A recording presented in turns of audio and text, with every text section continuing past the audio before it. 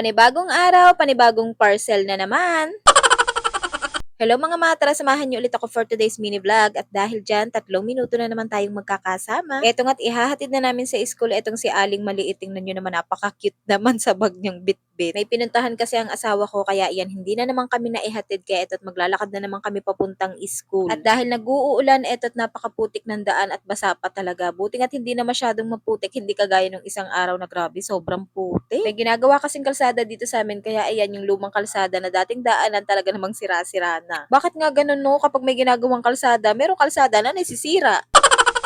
Wala akong ibig sabihin diyan ha, napansin ko lang. Tapos eto nga't pagkarating namin sa bahay, eto namang mga gawaing bahay ko ang asikasuhin ko at maglalaba na nga ulit ako dahil habang naglalakad kami nakatulog na ang bunso ko kaya inihiga ko nga muna. Kaya habang natutulog siya, eto nga't uumpisahan ko na mga gawaing bahay. Kaya lang maya-maya lang nagising din kaagad. At ayun nga, tinigil ko muna ang ginagawa ko at inuna ko muna siya dahil ayaw niya talaga magpaiwan sa akin. Tapos nung bandang hapon pagkalabas ng kinder ko galing school, pinatulog ko na nga siya. Sabi ko ipatutulugin ko na para nga makakilos na ako dito sa bahay at matapos ko na ang ginagawa ko. Kaya lang pati ako nakatulog. Kaya pala nananaginip ako, naglalaba daw ako, bakit hindi ko matapos-tapos. Ayun pala, tulog ako. Sa sobrang puyat ko din siguro dahil sa gabi nga matagal siya matulog, ayun, patutulugin ko muna siya. At kapag napatulog ko na, mag-e-edit naman ako ng pang mini vlog ko. Tapos maya-maya lang magigising na naman siya. At namuyat talaga siya kagabi dahil sinisipon siya. Tapos ayun, habang inaantay ko nga yung pinapaikot ko sa washing, naghugas muna ako na madali ng mga pinggan dito para nga makapagluto na ako ng hapunan namin. Pagkatapos ko maghugas ng mga pinggan, binuksan ko na nga tong parcel ko. Lagayan nga to ng mga abubot ko sa ilalim ng lababo, yung mga panlinis ko dahil kalat talaga, hindi talaga siya organized. Kaya ito't bumili na nga ako ng organizer rack para dyan ko na nga ilalagay. Napaka-cute talaga ng organizer na to at bagay na bagay talaga dito sa ilalim ng lababo. Tamang-tama nga yan na nga din ang lagayan ko ng mga stock naming sabon, mga shampoo, tapos ayan, panlinis dito sa kusina. Pagkatapos ko maghugas ng mga pinggan at maayos ang mga nakalagay sa ilalim ng lababo, nagsalang naman ako ng sinaing. At basta maglalaba ako, syempre meron talagang tiklupin. Kaya pinatiklop ko na nga lang sa panganay ko, sabi ko nga tulungan na ako dahil gabi na nga din para nga matapos ko na nga tong paglalaba ko. Tapos ang asawa ko naman na nagbabantay sa aming bunso dahil yung bunso talaga namin hindi talaga pwedeng iwan-iwanan lalo na't gising siya. Lalo na't bantayin na talaga at kailangan talaga may nagbabantay sa kanya at may nakatutok talaga sa kanya dahil napakalikot niya talaga. Minsan mamamalayan mo napakatahimik, yung pala may ginagawa na, meron nang naisubo, kaya kailangan talaga palaging malinis sa sahig namin. Kaya palagi ko sinasabihan ng mga anak ko na kapag meron silang gamit na maliliit, itabi talaga nila, wag pakalat-kalat dahil etong bunso namin minsan nandito lang talaga siya sa salas at naglalaro dyan. Pero may nagbabantay naman sa kanya dahil ayun nga, kung anong madampot, diretso sa bibig. At tingnan nyo naman tong asawa ko, pakit pa dito sa camera, sabi ko nga magluto na siya dahil naglilinis pa ako. At ayun nga, nagwalis na ako dahil kailangan talaga palaging malinis dito sa salas dahil nga dito sa bunso namin na kung anong madampot, diretso sa bibig.